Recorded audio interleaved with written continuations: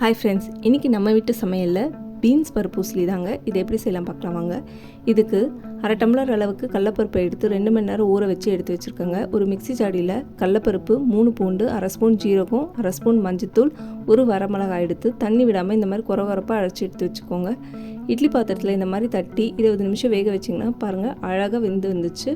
இப்போது ஒரு கடாயில் எண்ணெய் காய்ஞ்சதும் கொஞ்சமாக கடுகு, 2 வரமிளகாய், கொஞ்சமாக கருவேப்பிலை, அதுக்கப்புறம் பொடியாக நறுக்கிய பீன்ஸ் இதையும் சேர்த்து இதோட பச்சை வாசனை போகிற அளவுக்கு நல்லா வதக்கிக்கோங்க.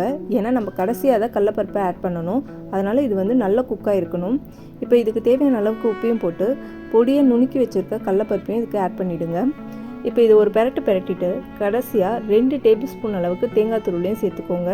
இது மாதிரி நீங்கள் செஞ்சு பாருங்கள், கண்டிப்பாக பசங்களுக்கு ரொம்ப பிடிக்குங்க.